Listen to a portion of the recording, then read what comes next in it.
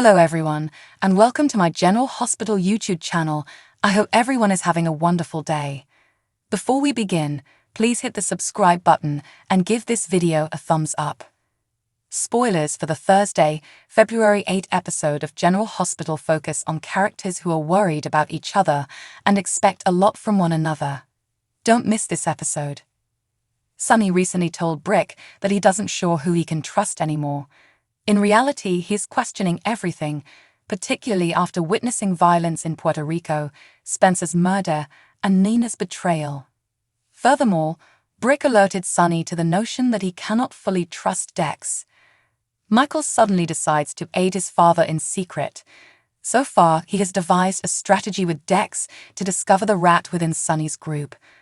When Michael makes an appeal to Sonny, how will his father react? More significantly, has Brick uncovered Michael and Dex's relationship yet? Because any semblance of trust between Michael and Sonny will most likely disappear once Michael's alliance with Dex is revealed. In other developments, Carly continues to face the difficulty of operating Crimson.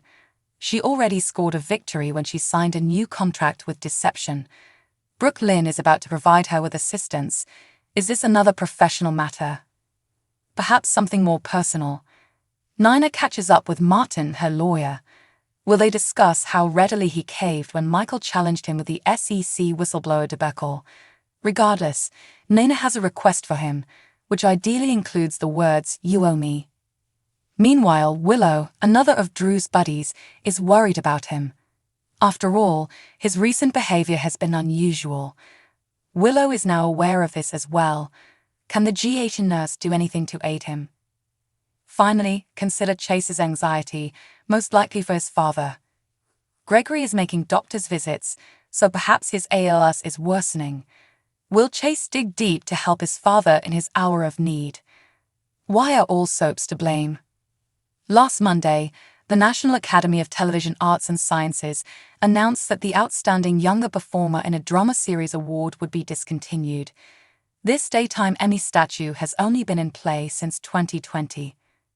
Previously, 2 awards were given out, one for Outstanding Younger Actor and one for Outstanding Younger Actress. Both were established in 1985 and were originally intended for people under the age of 25. The purpose for the new category was twofold.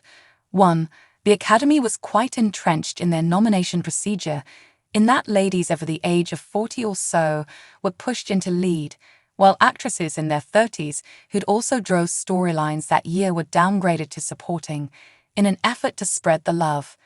This left no room for late teens and early 20s artists, who were also technically leads, to shine, so the Academy made one. At first, prizes were given to actors who played extremely angsty teenagers and young adults, such as Michael E. Knight, Christoph Street John, and Rick Hurst, who announced his son's birth when he picked up his golden angel in 1991, demonstrating that he wasn't exactly a child. On the women's side, victors included Tracy Bregman, Martha Byrne, Julianne Moore, and Anne Heche. When the age of qualification was momentarily reduced to 18 and under, there were still some highly deserved winners, including General Hospital's Jonathan Jackson and Kimberly McCullough.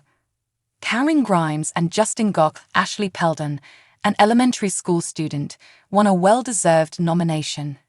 Gone but not forgotten, Eden McCoy, Joss G8, won the gold medal this year over 2 younger boys after Victoria Grace, Wendy, Days of Our Lives, was disqualified on a technicality.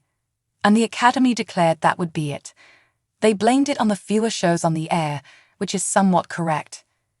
The other reason is that young children are no longer receiving the tales that earned McCullough, Jackson, Grimes, and Gock their awards. The younger generation's acting has not deteriorated, rather they are expected to do less. And when that happens, everyone loses, and not just during the daytime Emmys. Esmond Spencer went beyond at General Hospital, and while it appears that the Casadine Sheehan, not to mention the grandson of Port Charles Mayor Laura Collins, will return home sooner or later, what about his one-time girlfriend and long-standing adversary, Esmond Prince? In the grand scheme of things, Esme hasn't committed that heinous a crime. Seduced Nicholas in order to become pregnant? Who hasn't done that once, or a half-dozen times? Framed Trainer for a crime she did not commit. Some people make a career out of the relocation. Have you sided with a psychotic or criminal parent? Sonny's children have no other options. So if everyone can be forgiven, why not Esme? Back pocket. Esme was an excellent villainess.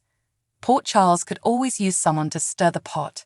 She shouldn't return immediately away, but the next time things get too serene and tranquil, she should absolutely show up.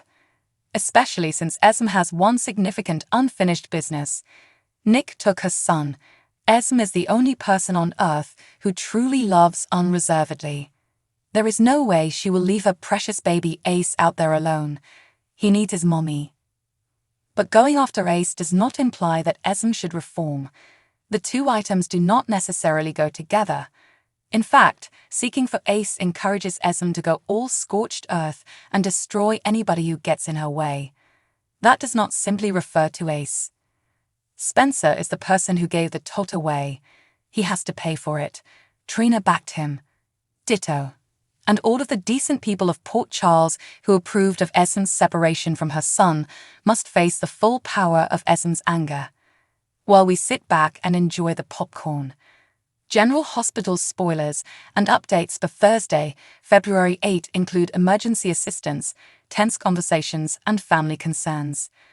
Brooklyn Quartermain provides emergency assistance, Willow Corinthos has a worrying conversation, and Harrison Chase has family issues.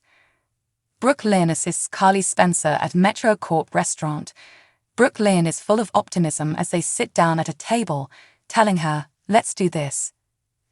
Carly has taken on the post of editor-in-chief of Crimson magazine, a fashion-focused publication, despite knowing little about the subject. Brooklyn is an excellent assistant since she understands her grandmother Tracy Quartermain's expectations. Brooklyn is eager to see the success of Crimson and Deception Cosmetics' recent promotional partnership. Willow has a worrying talk with Drew Kane, and she can see he isn't himself. He appears downright wild-eyed as he tells her it will never happen again, and Willow is alarmed by his demeanor.